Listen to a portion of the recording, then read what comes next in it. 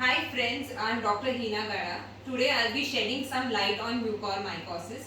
Today I have with us Dr. Shardul Lokare, who is an oral and maxillofacial surgeon and is treating these cases in Mumbai with us. Hello Dr. Shardul. Hello, I'm Dr. Shardul Lokre. Sir, what is mucormycosis? Mucormycosis has become a top of the town. Okay? So mucormycosis is basically a fungal disease, which is right now we are seeing it in a large scale by in post-COVID patients basically.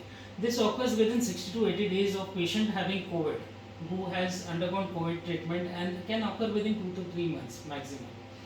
Okay, so mucormycosis is basically fungal disease. It has got aggravated because of the depletion in the immunity of the patient. This is susceptible. The patients who are susceptible to it can be diabetic, uncontrolled diabetes, or maybe because of excessive steroid therapy, or there are a lot of reasons. Even antiviral drugs can be blamed for that. Okay. Sir, as a dentist, what are the signs and symptoms that we need to look for? Okay, first of all, yeah, this is very good question, doctor. Dentist can diagnose it at a very early stage. Dentist has to look in the oral cavity for any ulcerations or pus discharge where there is no decay, no mobility of teeth. These are the early signs and symptoms. As we can share you some photos of my patients where you can see this is the oral cavity and you can see there is a pus discharge point. Also the pus discharge from this. This patient was very diagnosed very early in her post-COVID mucormycosis. Okay, where she had no mobility of teeth, but her symptoms were pain is very common in this kind of patients, and also it can be a radiating pain as well. And we also have little patients who are diagnosed in the later stage as well. Sir, if we have to grade these patients into early and delayed, then who need immediate attention, then what would be your criteria for them? So if I can show you on the clinical photo, I classify this patient as a very early diagnosis of the mucormycosis because she has very little swelling on her left side as compared to right side. Plus, she never had any mobility of the teeth. The only complaint she had is pain and pus discharge in the oral cavity. She had visited many doctors who had suggested her many different treatments.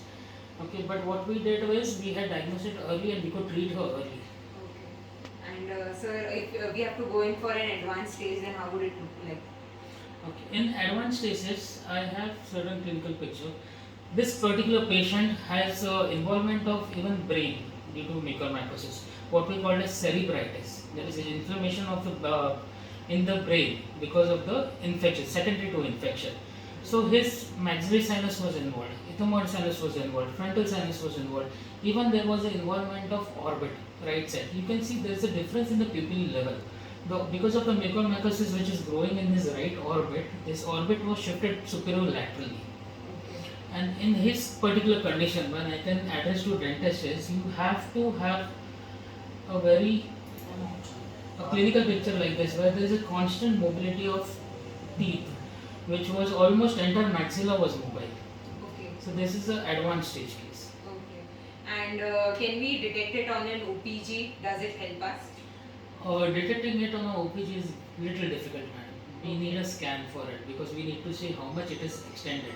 Okay. And sir, as then what would be the line of treatment for these patients? Okay. The line of treatment, I can tell you that you have to first diagnose the patient whether how much involvement of the mucormycosis is gained in his scan basically. So I will show you. This is early diagnosis where only one side of the maxilla was involved and left side of the maxilla was involved as compared to the right side. This is the normal maxillary sinus. This is maxillary sinus on the right side which was involved by The mucormycosis. Yes. When you talk about advanced stages, you can see this particular patient where there is an involvement of the maxillary sinus which is bilateral. Both the sides are involved. Okay. And as we progress further, you can also see there is involvement of ethmoid sinus.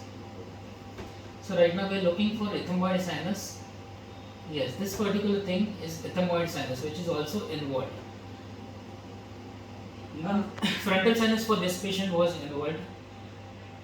Sir, what is the advice that you would like to give us, and what is Yes. the line of treatment for them? As per the line of treatment, ma'am, there are both a surgical and a medical intervention which is required. we cannot solely rely on surgical part and we cannot solely rely on the medical part as well. See, early intervention when there is no mobility of teeth, we can try to save as much as possible of the bone. Rather, I say if it's a maxillary sinus of which is involved, we can try to save maxilla more and more. Where we can spot a little we can see bleeding spots from the fresh bone. We can just stop removing of the bone. Okay. Okay, so we can give a better future to patient. When it's a very aggressive disease, we have to remove maybe a maxilla. Sometimes we remove orbits, and if it's extending into brain, then the surgery stops at the cranial level, and then it solely relies on the medical side. Sir, if we tend to remove a lot of bone for the patient and we have to do rehabilitation for such cases, so that they can walk into the society with the same pride, then how much would be the tenure? See, basically this treatment takes a long. If it's a very advanced stage, sometimes it goes for 21 days of medical management post surgery. Okay. So it's a long tenure. So that's actually a good point because patient has to heal on its own as well. Okay. So once the complete healing is there, you can always rehabilitate it post prosthetically for the same patient. He will have a very much better look and he will be accepted by the society. Alright. Okay, friends, thank you and hope this helps you and detecting the disease. Thank you. Thanks a lot.